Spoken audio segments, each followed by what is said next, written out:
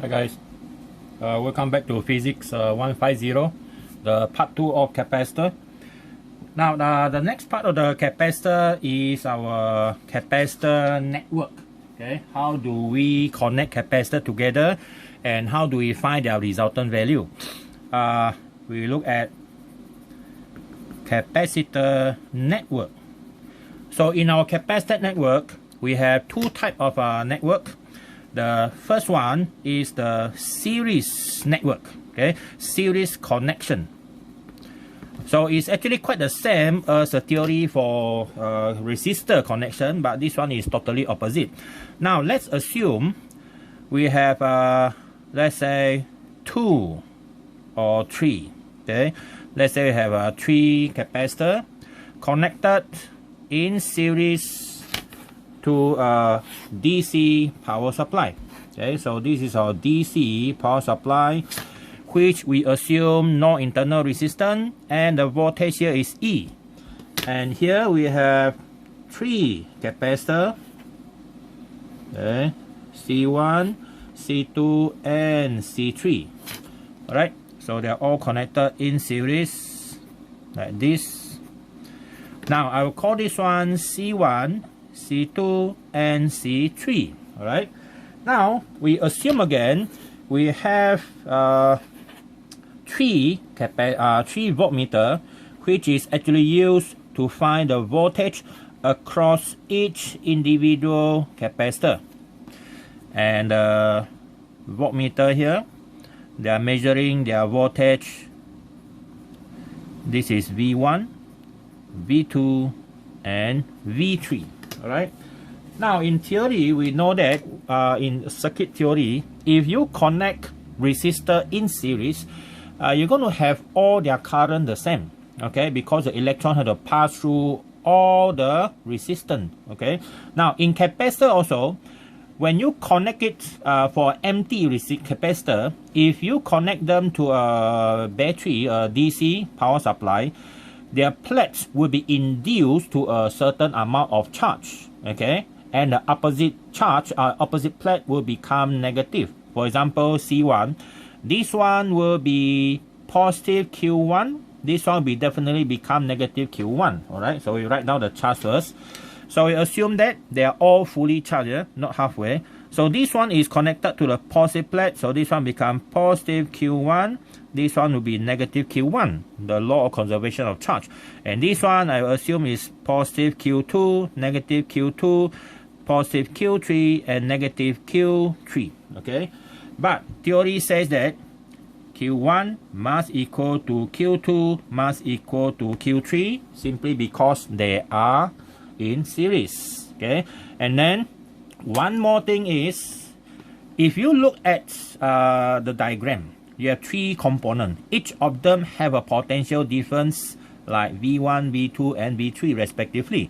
And if we sum up all these potential differences across C1, C2, C3, we are supposed to get the total EMF of the battery by assuming the internal resistance is equal to 0. That means that is a perfect battery. Okay, now based on that, we know that our E is equal to V1 plus V2 plus V3. Alright, so when we have this type of starting point, then from here, what is the purpose of studying series connection? Alright, so we call this one equation number 1. Okay, equation number 1, and this is the rules, okay, rules that we're going to use for this type of connection. The purpose of studying series connection under capacitor network is to be able to replace all those 3 capacitors so that we only need one single capacitor under the same condition. Okay, under the same condition, the battery, okay, which is E, okay, the battery which has EMF E, and also with no internal connection, and then we need only one single capacitor to replace the job of all 3 capacitor, not resistor. Yeah? So this single capacitor here, I will call C equivalent. Okay, now what must be the same in the circuit number 2 compared to circuit number 1, if you want both circuits to function the same, if you want them to be able to function the same, then the criteria is the charge here, I call the charge Q0 positive and the negative Q0 here, this charge must be the same as the previous one. That is a condition. Okay, so I write here, for this circuit to function the same as the previous one, okay, to be the same as the previous one, the condition is our positive Q0 must equal to the positive Q1, positive Q2, positive Q3, or the negative Q0 must equal to negative Q1, negative Q2, and negative Q3. That is our condition. So once you fulfill this condition, then this is what we call it, a suitable candidate to be replaced, to replace all these 1, 2, 3 capacitor. All right. So that is our condition now. Now, since we already have this condition and this condition, and we already have equation number 1, now we want to get equation number 2 from the second diagram. So I call this one diagram 1. This one is diagram 2. Okay, or diagram schematic diagram 1 and 2. So now from diagram 2, okay, from our schematic diagram 2, we can get the relationship between E, Q0 and C, because we know that based on definition, capacitance is actually equal to what? Equal to the equal to the charge on the plate divided by the potential difference. This one will be the Q0 over E. Okay, over E. You can use a negative, but you put a negative E. No? Okay, it's the same thing there. All right. Okay. So now we are going to actually use the same criteria here. See or not? The same criteria here to get into this equation. Now, if you look at our equation here, we have E and this one E, right? So I'm going to replace this one from here. Your E will become Q0 over C equivalent, and I'll call this one equation 2. Okay, this is our equation 2. So now you put 2 into 1. So we're going to get Q0, okay, over C equivalent. And then what is your V? According to the same equation here, V is equal to Q1 over C1. Okay, your V here is equal to Q1 over C1 plus Q2 over C2 plus Q3 over C3. And then if you look at them carefully, all the Q1, Q2, Q3, and Q0, they are all the same. So we can cancel their value. Okay, so now leaving us with the final equation. The equivalent value of a capacitor is calculated based on this reciprocal equation. Of course, it is not limited to only 3 capacitors. Okay, theoretically, there is unlimited capacitor that you can use to do the calculation based on this equation A. Okay, so that is for the series connection. Okay. Next one, we're going to go into parallel connection. Okay, so you see the difference between them. How do we derive this? And you should know how to derive this equation actually. Okay, so next one is parallel connection. That will be our page 4. So B, parallel connection. Okay, parallel connection. So for parallel connection, we have everything parallel like this. First one, our battery, then our first capacitor, then our second capacitor, and followed by our third capacitor.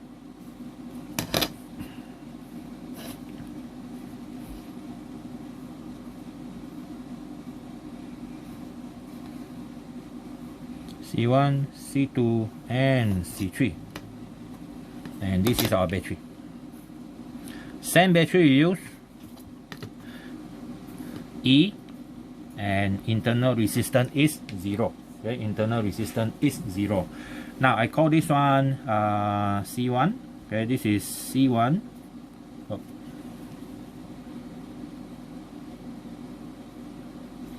So this is our C1, this is C2, and this is C3. And then we assume again the charge on them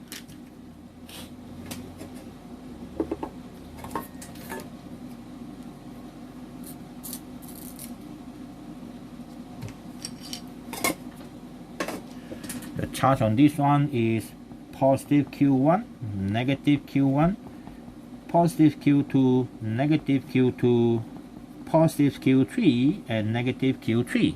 Okay, and assume again you have a voltmeter to measure across them. So I will call this connection V1, V2, and V3, and so forth. So connect here and here. So I put the voltmeter slightly offset. Okay, V, voltmeter V, V. So the reading here will be V1, V2, and V3. Okay, V1, V2, and V3. Okay. Now, from here, we need to know something. Okay, our something here which is important is if your battery has 0 internal resistance. So what we get here is because all the C1, C2, C3 are connected directly to the battery terminal, so their potential differences V1, V2, V3 should be equal to the E. So that means we know this one. Your V1 is equal to V2 is equal to V3 and it must equal to E. So that is our criteria that we're going to use. Okay, so you can see that this criteria is the opposite compared to the next one, to the previous one. Our criteria here in this case is the charge are the same. Okay, the charge are the same, equivalent to Q0. See or not? They are all the same here, but the voltage sum up. But in this case, because the plate of the capacitor are connected, this plate positive, positive, positive connected, so the charge will accumulate when you replace the capacitor. So that means in this case, if you want the capacitor to be that circuit to be function the same, what you need to do is this. Using the same battery. Okay, and this is your capacitor. This capacitor must have this criteria. Okay, under that same battery. Okay, under the same battery, EMF E, internal resistance 0. Now this capacitor, I will call it C equivalent, same like previous, but the charge, okay, the charge here I will call positive Q0 and negative Q0. Now since they are all connected, and when you combine them and you want this, okay, if you want this circuit to be function to be the same as a previous circuit here, that means your total charge here must be the same as the accumulation of Q1, Q2, Q3. So that means our Q0 must equal to Q1 plus Q2 plus Q3. We start from here actually. Okay, this is the criteria needed, okay, to start our equation. All right. Now, how about the voltage? Well, of course, the voltage is what? The voltage is equal to E. All right. So I'll call this one again. This is diagram 1. And this one is diagram 2. Now, diagram 1, it gives us this. Okay. Diagram 2, it gives us this one. This is our equation number 1. And then from diagram 2, we still need. Okay. From diagram 2, we need one more thing is the capacitance value is equal to what? Is equal to the Q0 over E. You realize that when we come to the second part of the diagram, it always uses the same equation. This one here. Alright. So that means our C, our Q here, our Q0 is equal to C equivalent multiplied by E. Now this is our second equation. Now I think you will know what to do next by replacing this second equation into number 1. So 2 into number 1, so our C equivalent E is equal to Q1. Q1 is equal to C1 V1, Q2 is C2 V2, and Q3 is C3 V3. And since their V1, V2 are all the same, so can cancel the E, V1, V2, V3. Okay, so now you only have this equation. Of course, you can also expand this one to what we call that, condition with more capacitor. Okay, theoretically. Alright, so that is our formula for what we call that, parallel connection. Okay, parallel connection. Alright, so the next one that we want to look at is the energy store inside them. Okay, the energy store. So our energy store is we call that the energy store in capacitor. Okay, energy store in capacitor. Of course, this is just one of the energy store. Another one is the energy density of a capacitor. That one we'll look at it after this. So energy store in a capacitor is actually equal, given straight away, give you the formula. The energy store, EC, okay, big capital letter E, and then C stands for the capacitor, because in the magnetic chapter you're going to learn EL. L is the solenoid inductor, so we need to have two types. So this one is given by, the first formula is half CV squared. Your C is the capacitance, the V is the voltage across the capacitor. But from this equation, we can get other equation. Okay, for example, if your C is equal to Q over V, then your EC become what? Replace this one. So now you have Q over V, cancel one. So now you have Q over V. QV. Okay, half QV, because you cancel one of the V, right? So half QV. This is also the equation to calculate the energy. Now, other than that, you can also use V is equal to Q over C, right? Because from the same equation, C equal to Q over V. Now, if you replace a V into this equation, your EC will become half this one. You replace C, you replace V, Q over C. Now you have Q squared, C you cancel one, so it become half Q squared over C. So you actually have three possible equations to be used to calculate the energy stored in a capacitor. But you actually don't have to memorize them, because you just need to remember one of this one. And then after that, remember the definition for capacitance. Then you can replace them as you wish. Alright, so that is how we learn physics actually. So here I give you the equation number 1. This is number 2. And this is number 3. And of course, energy unit in energy will be in joule. Alright, so that is the planned energy store. It doesn't concern how compact is the energy and how big or how small is the capacitor. Now the next one is the energy density of a capacitor. This is more powerful. Okay, energy density of a capacitor is just like same thing when people say, what is your battery density? Okay, battery energy density. So if a battery energy density is high, that means that battery contains a lot of energy per unit kilogram, okay, per unit weight or per unit mass.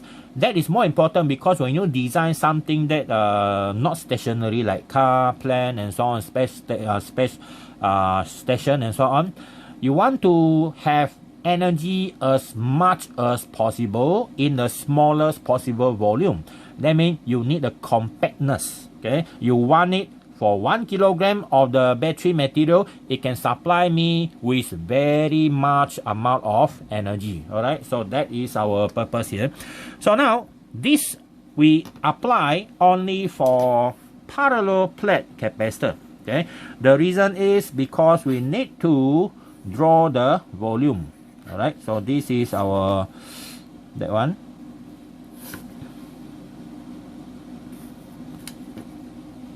Okay, and the other plate.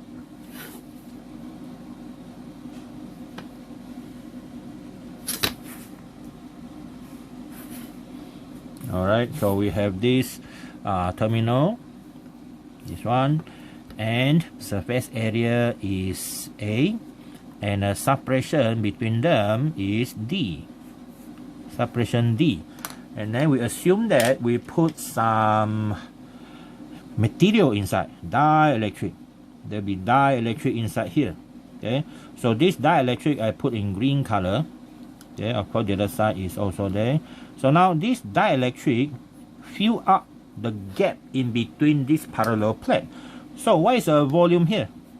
The volume, I use big capital letter V with 2 bar at the top because I don't want to get confused with the voltage V. Alright, so the volume here is the cross-sectional area of the plate multiplied by D. So I have this AD. So remember this one. Okay, so that is our volume inside the capacitor. Okay, so if you assume that the parallel plate here, the metal here is very thin, then you can assume that the volume of the whole capacitor is almost near to AD.